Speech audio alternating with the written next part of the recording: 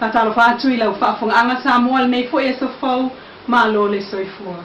Le tautua fai pea lau Samoa Entertainment TV mai Samoa ai usi mai al fafonga fa opoponga wana tamua ile nei yaso.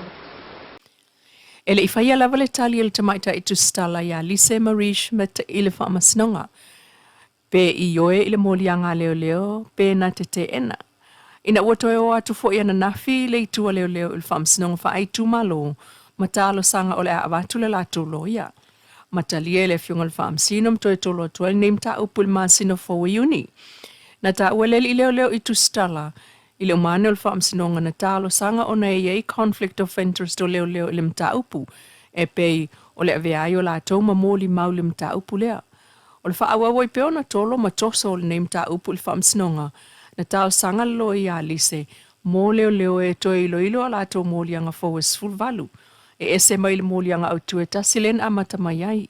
O molianga ya fua mai le tusi na tusi el tamaita itu stala ya lise. Ma vatu ile leo so son ila tu susu enga fata tau ile maliu. O le profesa America Samoa ya Caroline Gabbard. Ile tau sanga taluai. Peita ilom tau pule na o lo molia ile sunga papali isia fikeao. E so tanga ile maliu o le profesa. Taluai na mawatu le tino maliu o Ms. Gabbard ile mauta o papali i vaivase. Ai ole mori maua lise le tusi na ia vatu i leo. Wafu ai le mata upu leo lo tatia i neil fam sinonga. Mai ono fai ai se talia Miss Schmidt ile masina fau. Inisio talai manatu le ofisa sili o le pulengo falavlave tupu fafo se ila na saunoanga fa atupu manatu. O le tupu wa e o le tamaititi. E au fiai mga anua ngai pui ai lon saunga le mu. O le fa sauni mai lava a o laititi. Ai mai se lava ele vaenga ono tau sanga malaloifo. Fai ngō fie lava na la matia i me tupu e pe o wha, rafi, lolonga. Ma le suia whafo se i o sio manga. Ai o ane ina taimi e le o sa unilta mai titi. O le puipuinga lava e amata mai le ainga pe ona ia sa unoa. Le sunga tanuwasa o lo apu pe tone maunga o le fesa.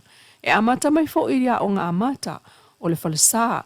Ma so se fale so i fua ne ile tamaititi. Ma ave ile fata wa le fesa.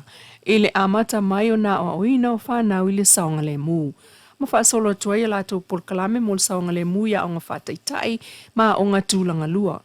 Fai o fata ita inga taimi o fa la fa fo sei. Mo tamaiti, mtangata o lo va aia tamaiti. Ma so tanga itu ma ngawa sa uma mol saunga le mu. Ma le vatu lea o se fale po se smokehouse ya onga. E whai ai whata ita inga ata maiti le ngāo i o inga pe a tupu se mu. O lo o ngā lue whaatasi ai le pūlenga fui mu mwhalawlaw whafua sei. Malem tā ngā lue ngā onga sui o nuu sui o tamai tai pūlenga o nuu au lotu mā onga whata ita e wha sauni le tangata i le taimi uma po taimi uma ai le na o le taimi e tupu ai le wha le tonu. O leo ngāo ia o onga o lo o whaanga solo na tali e tuele ofisa fui mu le wala awane a le tamaiti ti whātau sanga na o malona tau ainga ele lotu. Ai vai atu e umatapongia ane le tangata i au tafa. Mai a vili loa el tamaititi le alif so soani a fui mu. Na tali atu ia ele ofisa fui mu. Ai o le ofisa sili leisi na aluai e tali le val au lea mai loa ane. O le tamaititi whātau sanga le na vilina le ofisa mose so soani. O le tamaititi le nā saile la tova senga. O le whaata ita inga o mea whai pe a tupus whala vilave. O le puipuinga le saunga le mu pe on sao no le office sili ma le tali atu pe a tupus whalavlave le sao o le pulenga o fui mu ma whalavlave whafo sei ia mana ia ma whaataua e pe on sao no ai le sungatan wasa i le fono tolu aso a le ECD po le Early Childhood Development al Pasifika le o lo usu mai Samoa i le vai aso le nei.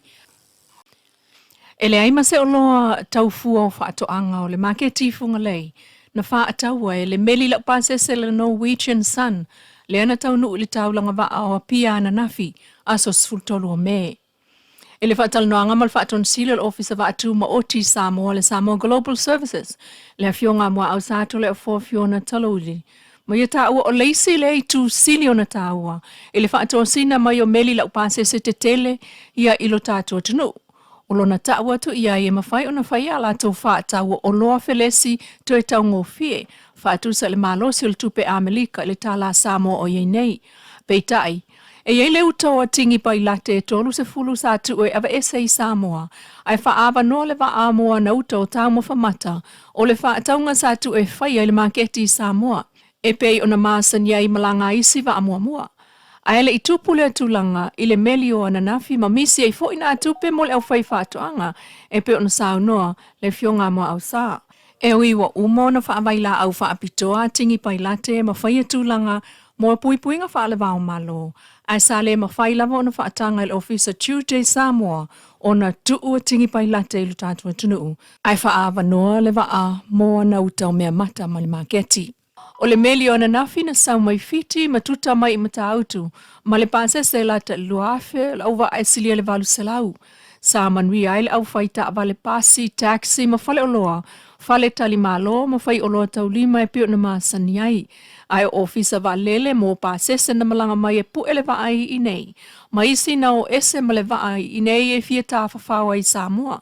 Ai o le manui ai fo i o le au whai pisini si tu lisi tā whawhawa i tu atu, o le taulanga na abatu iai pasi ele au tawhau, ma toe tu uai Samoa mo Amerika Samoa i le afiafi. E nisi o tala, o le lona tolua ile na yo aso talo na whaalawa i tele mai ele whaatonua wao whaatawa inga lalangi.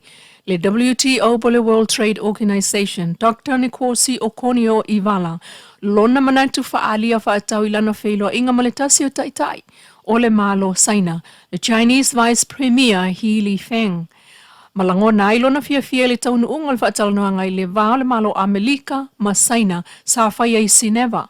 O le taunu unga e na te lango na le whaanga e tia awa o se la asanga iluma, ua iai le whaamoe moenga i solonga le leilava i le lumanai. E ui o whete na inga wha le vao malo o iei nei, ai o le taunu unga le whelo i ngā tai lea na whaia e tā watele o nei le ngata o Amelika ai o saina fo ila tau ma le lalolangi e au fiaia tunuu o lo o ma ale o lātou tamau ainga. Ma ia whautua i nai malo e lua e tatawa i loa lea pa unga ua iai lo la vāna nofo. Ai o lana wha malosi i tu e wha awa wa i pea wha whaatawa inga.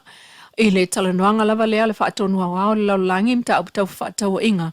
Na iauna iai Amelika masaina e amata atu nei lo na whaatino awala e tu i titi ai le whaamata mataita o leisi ai toe fōtua ai ma whaatu lai malosi mai le whaatinonga o whaatawa inga. Veita e o le talanoanga lea na avanea i ilunga ma le toe whaatulanga ina lea o le World Trade Organization le WTO e mana umi ai le langolango a saina ma toe sui sona no whanga i a whetaui ma le sio manga whaatawa inga le lalolangi.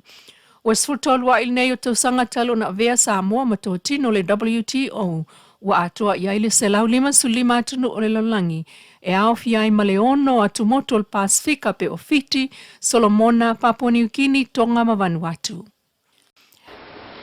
Whaftai lau whaafonga le tautua whai pea le Samoa Entertainment TV mai Samoa, ili nei fo i tula, mana tamua.